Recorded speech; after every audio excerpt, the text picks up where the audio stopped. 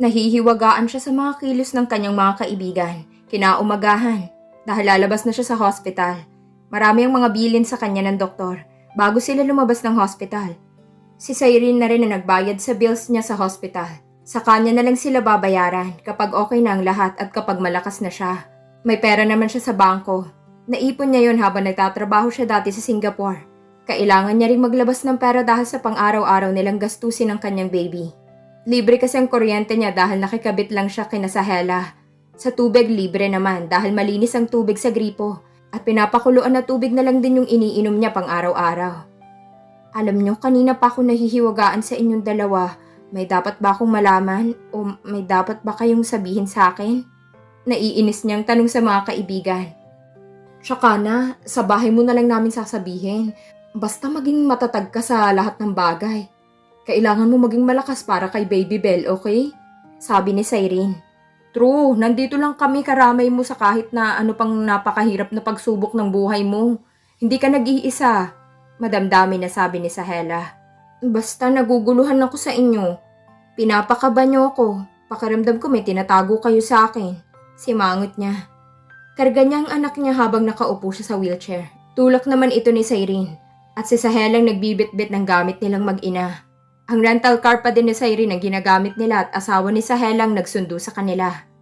Tahimik silang lahat sa loob ng sasakyan. Pati ang baby niya good boy din ngayon. Busog pa siguro kaya tahimik din ito. Hindi niya maipaliwanag yung kaba habang papalapit na sila sa bahay niya. Papalapit pa lang sila ay sobrang kinakabahan na siya. Iba yung kabang nararamdaman niya. Para may something bad happens or nawala. Ganon. Ang weird sa pakiramdam. Pagbaba niya sa sasakyan ay kita na niya ang mga upuan at lamesa. May ginawa silang silungan na tolda sa harapan ng bahay niya. Tulak siya ni Cyrene sa wheelchair habang ang anak niya ay karga na ni Sahela. Anong meron? Tanong agad ni Bella dahil naguguluhan at hindi mapakali. Parang may mali. Pasok na tayo sa loob. Mahina lang nasabi ni Cyrene. Pagpasok nila sa loob mas lalo siyang naguluhan sa nangyayari. May nakita siyang tarpaulin ng sanggol at napakagandang kabaong ng sanggol. May malaking angel statue sa tabi ng kabaong. Maganda ang pagkakaayos nito. Maraming puting bulaklak sa paligid nito. Baby Bella Steffi? Mahina niyang sabi. Kaninong anak to? Sa loob-loob niya. Tiningala niya si Cyrene. Nakita niya itong nanunubig na ang mga mata. Sinong batang namatay na yan? Kaninong anak siya? Usisa niya dahil kanina pa siya clueless sa mga nangyayari. Bella, nahihirapan na sabi ni Cyrene. Kakambal ni Baby Belle? Utal at mahina nitong sabi, na sapat lang sa pandinig niya. Halos panawan siya ng ulirat sa narinig. Halos sumabog ang utak niya dahil sa pagkarinig sa sinabi nito. Kakambal ni Baby Belle? May kakambal ang anak ko? At ito'y patay na. Kambal ang anak ko? Patay na ang kakambal nito? Hindi makapaniwala nitong sambit. Paanong may kambal ang anak ko? Bakit ngayon nyo lang sinabi? Bakit siya namatay? Bakit? Bakit siya namatay? Hagulgol niya. Baby ko, I'm so sorry. I'm so sorry, baby ko. It's my fault. Dapat akong nandyan at hindi ikaw. Ako na lang sana ang namatay at hindi ikaw, anak ko. Kung sana inalagaan ko ng mabuti ang sarili ko. Hindi ka sana nandyan sa kabaong na yan. I'm so sorry, anak ko.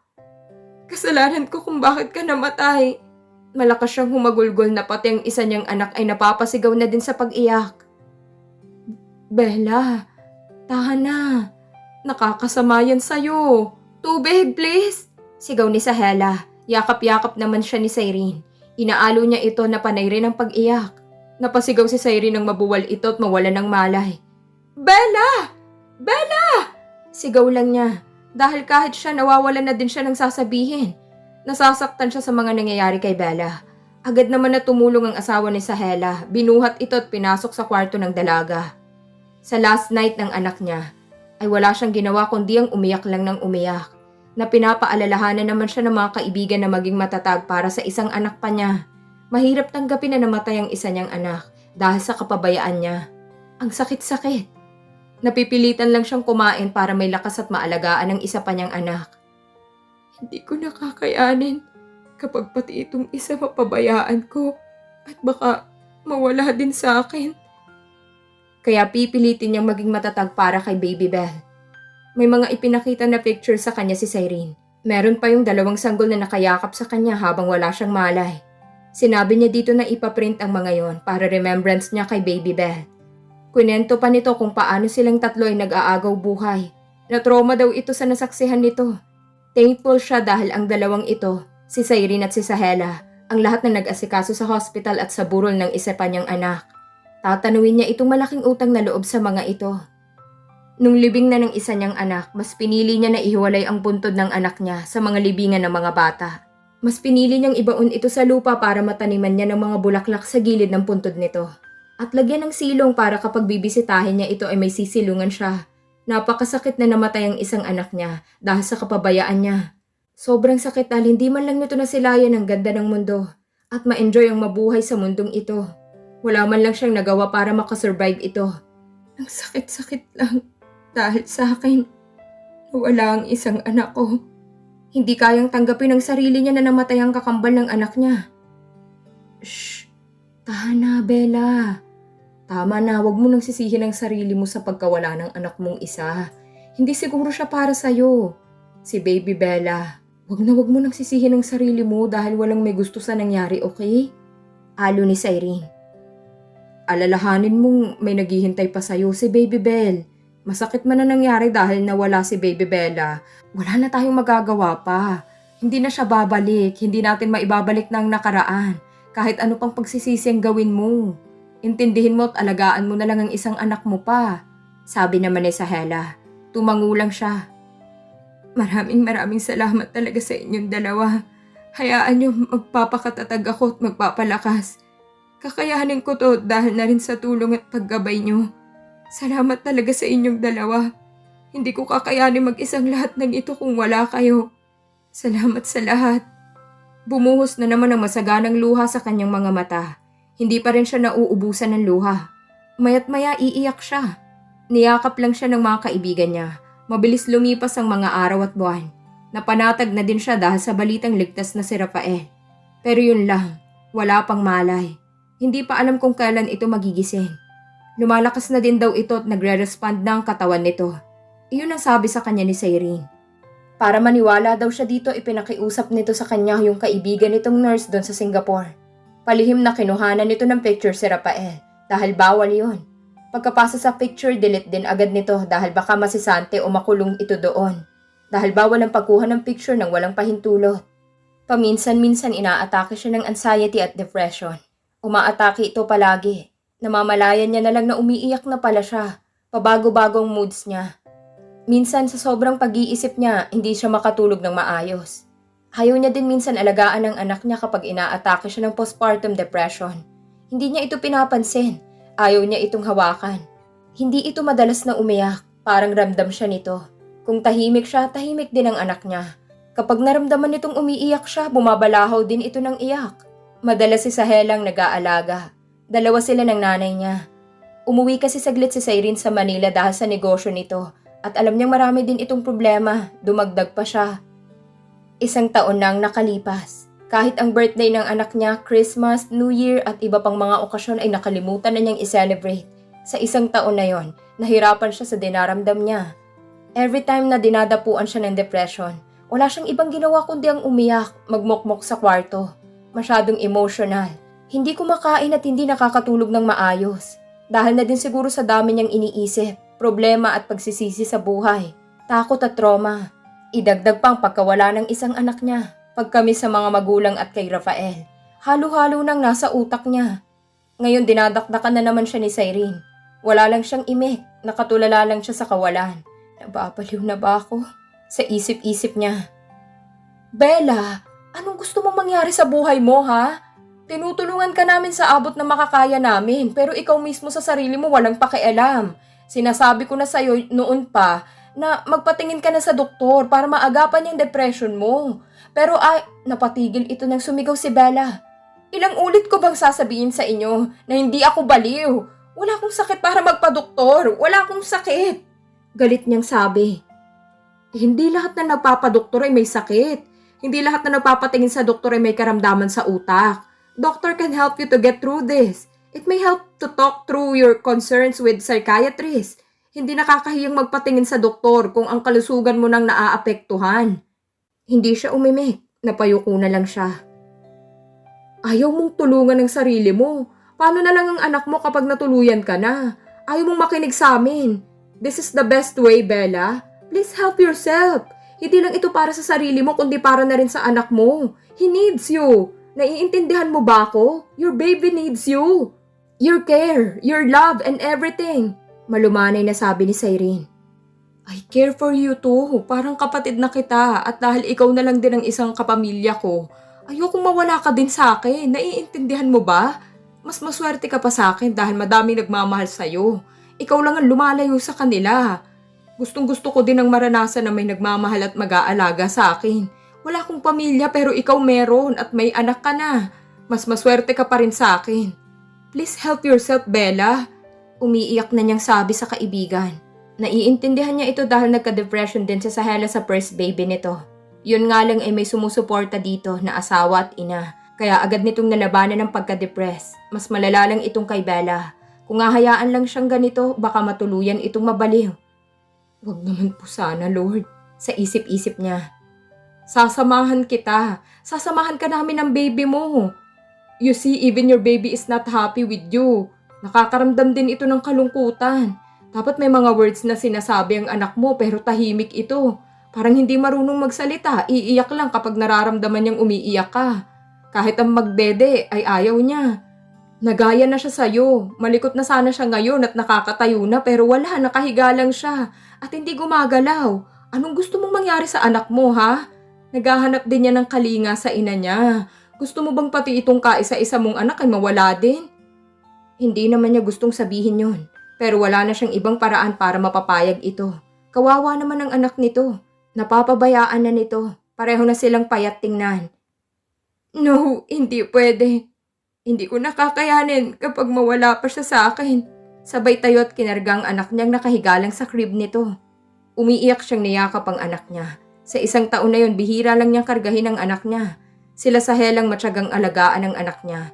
Lalo na yung panganay nitong anak. Lagi itong pumupunta dito para laruin at bantayan ng anak niya. I'm so sorry, baby. Mahal na mahal ka ni Mommy. Mahal ka ni Mommy, anak ko. Sabay halik sa noo at pisngin ito. Nakahinga ng maluwag si Cyrene nang pumayag itong magpatingin sa doktor. Naging maayos ang lahat nang pumayag ito sa wakas. 1 year mahigit nang magising sa matagal na pagkakakomatose si Rafael. Dahil sa kinasangkutan nitong car accident, nagkaroon din siya ng mild amnesia. Pero dahil sa tulong ng mga pamilya niya at nakapaligid sa kanya, ay unti-unting nanumbalik ang memorya niya. Pero naging bugnutin siya at masungit. Lalo na dahil sa walang nakakasagot sa tanong niya kung nakita na ba nila si Bella. Kung may balita na bang mga ito dito. Kung kamusta na bang mag-ina niya. Wala ni isang nasagot sa tanong niya. Lahat ng pamilya niya ayaw niyang kausapin. Mas lalo pa siyang na-frustrate sa sarili. Dahil hindi siya makalakad. It takes time bago siya makalakad ulit. Surgery and therapy ang kailangan niya para makalakad siyang muli. Gumaling na ang mga sugat niya. Kahit anong oras pwede na siyang lumabas ng hospital. Wala siya ni isang kinakausap maliban na lang sa doktor niya at ang Yaya Maria niya. Kahit ano pang iwas niya at sinabing sa kondo siya tumira, mas matigas pa rin ang daddy niya. Ito pa rin ang nasunod na sa mansyon siya uuwi. Mas maaalagaan daw siya doon at mababantayan para mapabilis ang paggaling niya. Kaya wala na siyang nagawa pa. Hindi rin niya nakikita ang mami niya simula noong nagising siya. Hindi na rin siya nagtanong. Mas mabuti na rin yon na umiiwas sila sa isa't isa. Hindi naman ito kasalanan ng pagkaka-aksidente niya. Pero isa ito sa dahilan ng pagiging mailap at sa galit niya sa mundo. Siya pa rin ang dahilan kung bakit nagkalayo sila ni Bella. Nagpatulong siya sa mga kaibigang nasa Pinas para ipahanap si Bella. I badly need her. I want to see her and our baby. Kung kumusta na ba sila? Hindi ba ito nahirapan sa panganganak? At sinong tumulong sa kanya? Sana wag niya akong ipagpalit sa iba. Mababaliw ako kapag mangyari yon. Naikuyom niya ang mga kamay niya sa naisip.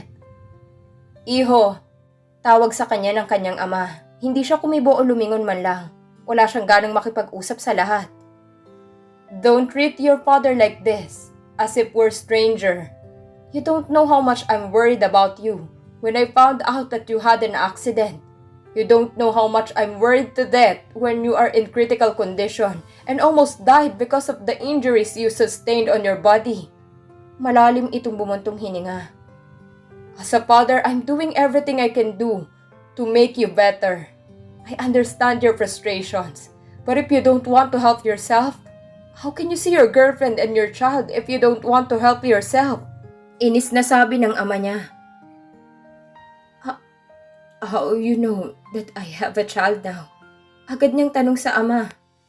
I know because I was the first to know that she was pregnant. She's so excited to surprise you, but I don't know what happened. Why she didn't tell you before you go to US?